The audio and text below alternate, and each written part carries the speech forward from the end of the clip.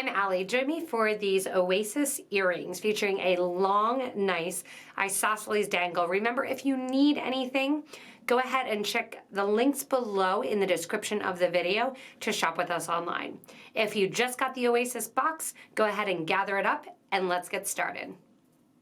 So to begin with our Oasis earrings, we're going to be using our cylinder beads. These are Potomac Crystal Cylinders, 2.5 by 4.5 millimeter.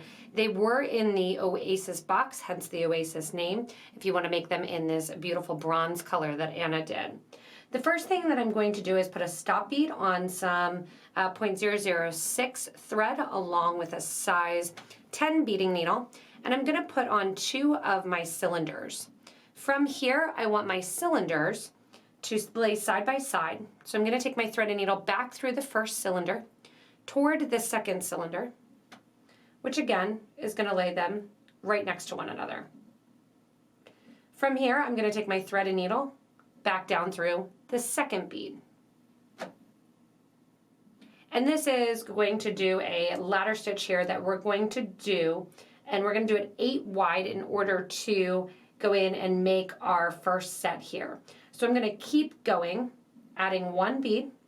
My thread's coming out the bottom of that one. I'm going to go into the top of that same bead after adding 1 onto my thread and needle. Give a nice pull, making sure that cylinder lays down and cooperates. And then once again, sew up through the cylinder that I just added. That's 3. I have 5 more to go. Cylinder on. Go to the opposite side that the thread is coming out of. Lay that cylinder right next to the previous one. Give a nice tight yank on your thread and then sew through the one you just added. I have 4 on here. I'm going to continue till I get a total of 8 on across here to do my first row of those beads, which I'm going to base my brick stitch off of. So after you're done adding the 8th bead on there, you're going to actually flip the project because your thread's going to be coming out the bottom. We want it to come out the top. So your stop bead or your start thread is going to be right there at the top. For those of you that want to watch the unboxing from the Oasis box, this one design was voted on to make the video. So from here, I'm going to add 1 of my 80 seed beads, and that's a Miyuki Duracoat galvanized silver, followed by 1 of my cylinder beads, followed by another 1 of my cylinder beads and another 1 of my 80s. I'm going to connect to the bridge thread. We're doing brick stitch. I'm going to skip that first bridge thread and I'm going to sew through, or underneath rather, the second bridge thread. You're going to see 2 threads there. Sew underneath both. Go back up through the 80 and the second cylinder. Give a nice tight little pull, and that's going to get those to sit right in the brick stitch way. Now I want this first one to sit and cooperate nice and easily, so I'm going to sew back down through that cylinder, through the 80, and as it comes out the bottom, I'm going to sew underneath the bridge thread that's in between the 2 cylinders from the previous row. Then once again, back up through the 80 and the cylinder. Give a nice little tight pull, and that'll get that to sit right on top of the previous one. From here, go back down through the second row, cylinder and 80, back underneath the bridge thread. It's kind of hard to see there, but you're throwing underneath the bridge thread between the 2 cylinders. And if you need help with brick stitch, we have plenty other brick stitch videos. Go back in then, sew back through once again that 80 in the cylinder and bring that thread out. From here, we're going to repeat. Cylinder goes on, 80 goes on. See that next bridge thread there? Go ahead and sew underneath that bridge thread, connecting the 2 cylinders below. And then once again, back up through the 80 and the cylinder bead. If your 80 and your cylinder bead happen to fall off, that means that by accident you didn't sew underneath that bridge thread. I'm going to continue adding in here the seed bead along with the cylinder till we have 7 beads on. So naturally, brick stitch is going to get progressively decreasing in size. That is because there's going to be 7 bridge threads between the original 8 beads that we're catching on. So once again here, cylinder, 80, catch the next bridge thread, And that's going to be my 5th bead here that I'm adding in. And then number 6, cylinder 80, underneath the bridge thread, so you can see it's just very repetitive, very therapeutic as well. I love brick stitch.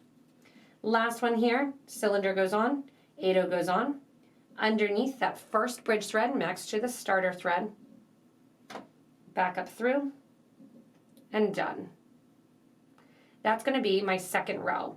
And once again, you can already see it's getting smaller in size. The cylinders make that nice isosceles triangle very, very long.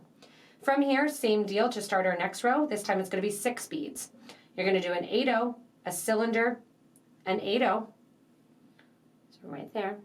Catch over not the first bridge thread, but the 2nd, sewing underneath it. Getting those to sit next to one another. So back up through the 8 and the cylinder. And once again, we're going to repeat, making sure that bead sits in place for the first row, going backwards down through the first cylinder and the 80. Grab underneath those first 2 beads from the previous row, making sure you're sewing underneath that bridge thread. Then back up through the 80 seed bead and the first cylinder. From here, once you're through that 80 and the cylinder, we need to hop over, repeating through the cylinder, through the 80, back underneath that bridge thread, back up through the 80, and back through the cylinder. I'm doing this so that first row of the cylinder does not have any extra thread showing on the outside, and also it sits nice and tight against the previous ones. Go ahead and continue decreasing every row. So the next row is going to have 6. Then 5, then 4, and then we're going to pick up back when we're at 3. When you get to the top and you have 3 cylinders left, for the final piece at the top to attach my ear wire to, I want to add 2 of my 80 seed beads, skipping over that first bridge thread, going into the 2nd, letting yourself then go back up through that 2nd 80 seed bead. Once you're at the top there, go ahead and grab your wire guard or wire protector. You're going to sew up through one side of it, sew down through the other side, and at the same time down through that first 80. This is my opportunity now for that first 80 to go underneath the bridge thread underneath it. And then once again, back up through the 8 and back up through the wire guard.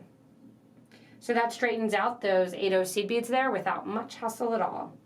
Go ahead back then one more time through the wire guard and down through the 80, the cylinder, and then start going the whole way down the line.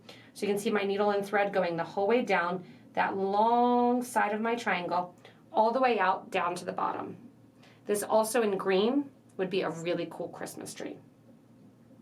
Making sure that thread sits in the wire guard.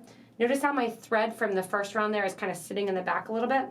I'm going to grab my round nose pliers, lift that thread up just the tiniest little bit, make sure it goes into the wire guard, and then once again give a little pull. You can see how easy that has it there. Again, super cool Christmas tree if you do it in green.